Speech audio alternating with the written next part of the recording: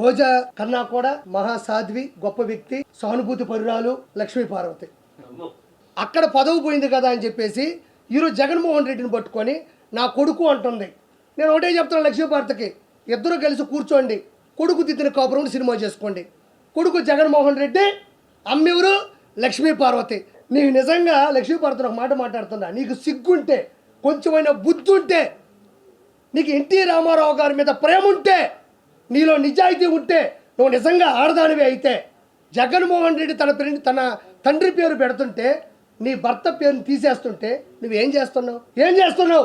జగన్మోహన్ రెడ్డి కాళ్ళు పట్టుకొని నొక్కుతున్నావా? చిల్లర ఖర్చులు కమ్ముడిపోయినా చిల్లర మనిషివు కదా నువ్వు. నిజంగా చెప్తున్నా, అంత గొప్ప ఫ్యామిలీలోకి ఒక దుష్ట శక్తి ఎలా వచ్చిందో ఈ రోజుడికి అంతుపట్టని విషయమే తల్లి. తర్వాత నేను ఎప్పుడు మాట్లాడినటువంటి గొప్ప వ్యక్తి, రోజా కన్నా కూడా మహాసాధ్వి, గొప్ప వ్యక్తి, సానుభూతి పరురాలు లక్ష్మీ పార్వతి. లక్ష్మీ పార్వతి నేను కొన్ని సంవత్సరాల నుంచి చూస్తూ ఉండా, ఏంది ఈవిడ బాధ, ఏంది, ఏమి ఈవిడికి అంత కష్టం వచ్చింది, అసలు ఈవిడ ఎవరు అని నేను కొంచెం ఆలోచించగలిగితే నేను అనుకున్నాను, స్వర్గీయ శ్రీ విశ్వవిఖ్యాత నట సార్వభౌమ నందమూరి తారక రామారావు గారి సతీమణి, అర్ధాంగి, భార్యమణి, ఇల్లాలు. నిజంగా చెప్తున్నా, నాకు తెలియదు, నేను ఎప్పుడు ఆవిడ చచ్చిపోయింది అనుకున్నా. నిజంగా చెప్తాను, మా అమ్మ మీద నేను అబద్ధం చెప్పట్లే. ఎన్టీ రామారావు గారు చనిపోయిన సందర్భం ఏంది, నిజంగా అంత గొప్ప వ్యక్తికి ఇల్లాలైనప్పుడు నిజంగా చెప్తున్నా, జీవితం మీద విరక్తి పొందాల. స్వర్గీయ ఎన్టీ రామారావు గారికి ఇల్లాలైన తర్వాత ఆయనతో గడిపిన క్షణాలు, మధురానుభూతులు, ఆ సన్నివేశాలు, ఆ సందర్భాలు తలుచుకుంటూ అంత గొప్ప వ్యక్తికి చివరి రోజుల్లో నేను ఉండగలిగాను అని నేను ఆడమనిషిగా పుడితే మాత్రం ఇట్లా ఆలోచిస్తా, ఏమనంటే సాలు అని. లేకపోతే ఇదేం కర్మ ఇది, అక్కడ పదవి పోయింది కదా అని చెప్పేసి ఈరోజు జగన్మోహన్ రెడ్డిని పట్టుకొని నా కొడుకు అంటుంది. నేను ఒకటే చెప్తున్నాను లక్ష్మీ పార్వతికి, ఇద్దరు కలిసి కూర్చోండి, కొడుకు దిద్దిన కాపురం సినిమా చేసుకోండి. కొడుకు జగన్మోహన్ రెడ్డి, అమ్మెవరు లక్ష్మీ పార్వతి. లక్ష్మీ పార్వతికి గౌరు అనాలని అందరూ అంటారు, రోజాని అన్నాం, ఈవిడ్ని అన్నాం. ఎందుకంటే కేవలం మన విశాఖపట్నంలో ఒక హెల్త్ యూనివర్సిటీకి, విశాఖపట్నమే కదా, విశాఖపట్నంలో ఒక హెల్త్ యూనివర్సిటీకి నందమూరి తారక రామారావు హెల్త్ యూనివర్సిటీ, విశాఖపట్నం కదా, క్షమించండి ఏమనుకోదు, పర్లేదు, దీనివల్ల ప్రపంచం మునిగిపోదు, వాళ్ళు చేసిన అక్రమం కన్నా ఇది పెద్దప్పుడు.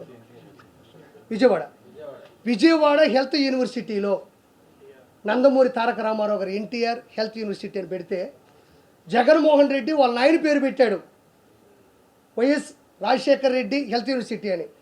నీకు నిజంగా లక్ష్మీ పార్వతిని ఒక మాట మాట్లాడుతున్నా, నీకు సిగ్గుంటే, కొంచెమైనా బుద్ధి ఉంటే, నీకు ఎన్టీ రామారావు గారి మీద ప్రేమ ఉంటే, నీలో నిజాయితీ ఉంటే, నువ్వు నిజంగా ఆడదానివి అయితే, చంద్రబాబు నాయుడు గారు వెన్నుపోటు పొడిచారు, చంద్రబాబు నాయుడు గారిని నోటి మీద పడేశారు, వాళ్ళ 11 మంది పిల్లలు దేకట్లేదు అంటున్నావే, సరే దేకట్లేదు పక్కన పెడదాం, నువ్వు నిజంగా మంచిదానివి అయితే ఈరోజు జగన్మోహన్ రెడ్డి తన తండ్రి పేరు పెడుతుంటే నీ భర్త పేరుని తీసేస్తుంటే నువ్వేం చేస్తున్నావు?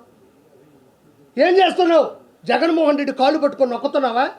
చిల్లర ఖర్చులు కమ్ముడిపోయినా చిల్లర మనిషివు కదా నువ్వు. ఒక లెజెండు విశ్వవిఖ్యాత నట సార్వభౌమ నందమూరి తారక రామారావు గారి పేరు తీసేసి ఒక తన తండ్రి పేరు పెట్టుకుంటుంటే మీ ఆయన పేరు తీసేస్తున్నప్పుడు నువ్వు ఏడుండవు? చచ్చిపోయినావా?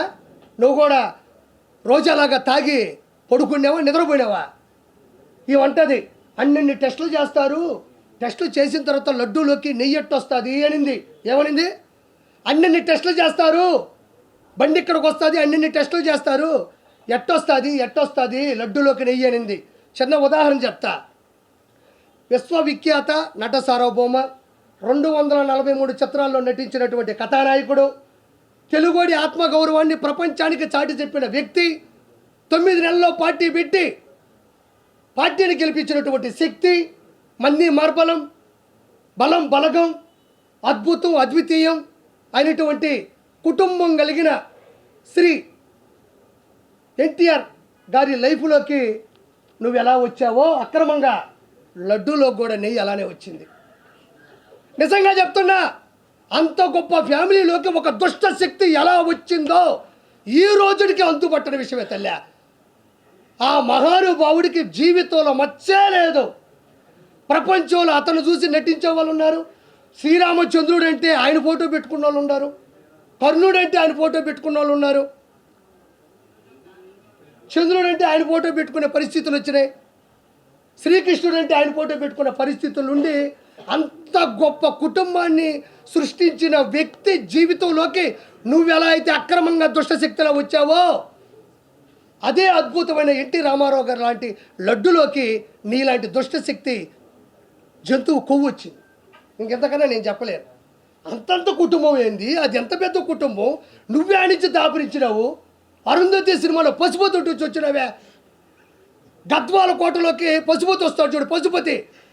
ఆ కుటుంబంలోకి వచ్చి ఏదైనా వెళుతుందంటే ఆ మహానుభావులు గారి కుటుంబంలో నువ్వు కాదా, నీ మచ్చ కాదా, నీ దౌర్భాగ్యం కాదా? ఎన్టీ రామారావు గారు లాంటి వ్యక్తి మరణించిన తర్వాత నాకు ఇప్పటికీ అర్థం కాదు ఆ మనిషి ఆ రోజు ఎట్టుందో ఈ రోజుకి అట్టే ఉంది. బరిగూట్లు కట్టేసేప్పుడు గోటా ఉంటుంది చూడు, చూసారా? గోటం గట్టిగా ఉంటుంది. మన ఎద్దులు కట్టేసేటప్పుడు గోటా ఉంటుంది. ఆ గోటా ఉన్నట్టు ఉండవు. కానీ అయ్యో ఆ మహానుభావుడు చనిపోయాడే, అంత గొప్ప వ్యక్తిని నేను కాపాడుకోలేకపోయానే, అంత గొప్ప వ్యక్తి. నువ్వు సన్యాసం తీసుకో. ఉన్న 10 రూపాయల డబ్బులు కొట్టేసి ఉంటావు ఆ రోజుల్లో. అంత పొలాలు గిలాను కొనుక్కొని ఆ దేవుణ్ణి ప్రార్థించుకుంటూ ఉండాల్సిన నువ్వు ఈరోజు గోఠంలాగా ఎలా బతుకుంటావో నాకు అర్థం కావట్లే. ఎవరైనా, నేను నిజంగా చెప్తున్నా, అంత గొప్ప వ్యక్తులు కోల్పోయినప్పుడు అది పిల్లల కన్నా కూడా కుటుంబ సహచరుల కన్నా కూడా నీకు ఎక్కువ ఉండాలి. నీకు ఏడా కోశం ఉండదు. మంచిగా స్టిక్కర్ వేసుకుంటావు, బాగా తిరుక్కుంటా ఉంటావు, జగన్మోహన్ రెడ్డి నా కొడుకు అంటావు. ఇది ఒకటి. దాని తర్వాత ఇదే లక్ష్మీ పార్వతి. ఈ లక్ష్మీ పార్వతి ఎవరైతే ఉన్నారో ఈ మనిషి పదవుల కోసం ఆరాటపడే వ్యక్తి. ఇప్పటికి కూడా 3 లక్షలు 4 లక్షలు జగన్మోహన్ రెడ్డి డబ్బులు వేస్తాడు. భర్త మీద ప్రేమ ఉన్నట్టు వలకపోస్తుంది, ఏడస్తుంది. యూనివర్సిటీకి పేరు తీసేస్తే మాత్రం ఏమాత్రం పట్టించుకోదు.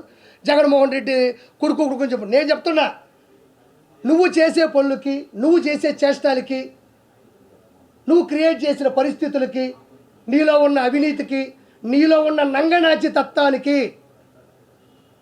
తెలియక పాపం నీ తల్లిదండ్రులు లక్ష్మీ పార్వతి అని పేరు పెట్టారు. ఎంత పెద్ద పేరు అయ్యాదే, లక్ష్మీ పార్వతి. హిందువుల్లో ఒక పేరే ఇది గొప్ప అనుకుంటే ఇలాంటి నంగనాచిక అలాంటి పేర్లు పెట్టాల్సి వస్తుందంటే వాళ్ళ తల్లిదండ్రులే నిన్ను చిన్నప్పుడే చంపేసి ఉండేవాళ్ళు. లేదంటే ఆ పేర్లు పెట్టకుండా నంగనాచి, నన్ను నమ్ముకో, ఉన్నదమ్ముకో, ఇలాంటి పేర్లు పెట్టుండేవాళ్ళు లక్ష్మీ పార్వతికి. అంటే ఈవిడ గురించి అందరికీ తెలిసిందే, చాలా తెలియాలి. ఈ రోజున కూడా బతికి ఆ కుటుంబం పరుగు తీసే ఏకైక వ్యక్తి ఎవరైనా ఉండారంటే ఈ మనిషి. ఆయన పట్టుకొని వాడు గీడు అంటది అంటే కేవలం ఏమీ లేదు. ఆ రోజుల్లో ఈవిడ నుంచి కుటుంబాన్ని కాపాడడంలో చంద్రబాబు నాయుడు గారు ఏదైతే మంచి పని చేశాడో, ఎంతైతే గొప్ప పని చేశాడో ఆ పనిలో ఈవిడ నలిగిపోయింది. ఈవిడ అనుకున్నటువంటి ఆటలు సాగల. అందుకని చంద్రబాబు నాయుడు గారు ఈవిడికి వ్యతిరేకి.